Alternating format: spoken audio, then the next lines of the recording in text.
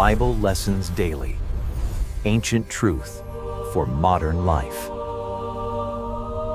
Imagine you are in the middle of a pitch-black lake. The wind is screaming, and water is pouring into your boat faster than you can throw it out. You cannot see the shore, and you are completely out of options. Earlier that same day, the scene looked entirely different. Jesus of Nazareth had spent hours on the shore, teaching massive crowds.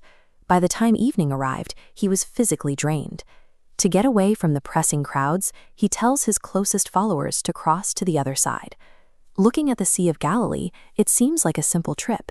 It is a routine 8-mile commute across a beautiful basin surrounded by hills. But that exact geography creates a sudden trap. This diagram shows how the weather works on this specific lake. You have cool air dropping down the steep mountain slopes. When it collides with the warm air rising from the water's surface below, it creates violent wind traps. The men sailing with Jesus that night, Peter, Andrew, James, and John, were professional fishermen. They grew up on these exact waters. They knew how to handle heavy wooden boats and tall masts, and they knew how to survive rough weather. The event that hit them that evening was a catastrophic anomaly.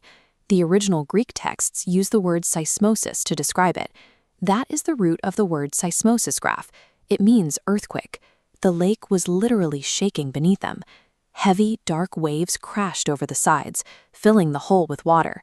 The heavy wooden vessel was sinking, and they could not bail the water out fast enough to stay afloat. These lifelong maritime experts realized their skills meant nothing against an anomaly of this scale. They were absolutely convinced they were going to drown.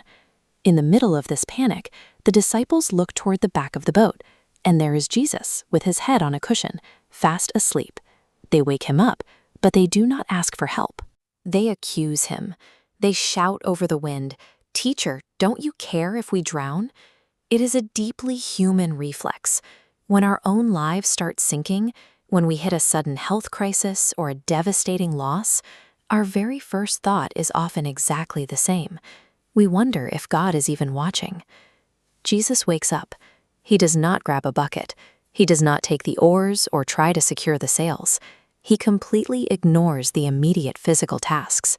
The one person on board who is supposed to have the power to save them seems totally unbothered by their mortal danger. Instead, he stands up. He looks out at the hurricane-force winds and the swamping waves, and he speaks to them like he would speak to a rowdy dog. He says, "Quiet, be still." The storm stops. There is no gradual calming, no lingering breeze, no leftover chop on the water. There is zero transition, just an instant, eerie silence and a perfectly flat surface. Then he turns back to the men. He does not offer them comfort or apologize for the scare. He challenges them. He asks, "Why are you so afraid? Do you still have no faith?" To understand how heavy this moment is, we have to look at ancient Hebrew culture. In their tradition, the chaotic sea was an untamable force. Only the creator of the universe had the authority to command the ocean. The terror they felt for the storm vanished, replaced by a much heavier weight.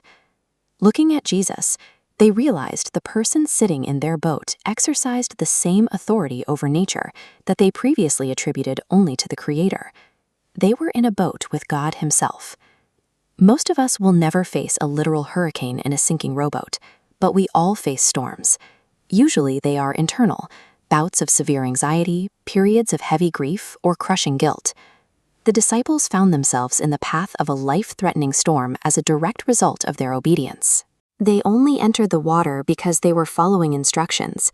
It is easy to assume that if you try to do the right thing, or if you follow God, you get a pass on suffering. But obedience does not guarantee a life free of crisis. The waves swamping the boat prove that hardship can exist alongside divine protection. Feeling a storm does not mean you've been abandoned. Jesus demonstrated that He is the source of the very laws that govern the world. If He can command the wind and rewrite the physics of a storm, He possesses that same authority over the chaotic emotions we struggle to control, the grief and the fear that feel just as uncontrollable as a gale. Peace depends entirely on who occupies the boat with you. Even when the fear remains, Faith anchors itself in the presence of the one who silenced the sea. What lesson spoke to your heart today? Tell us in the comments and subscribe for daily Bible wisdom.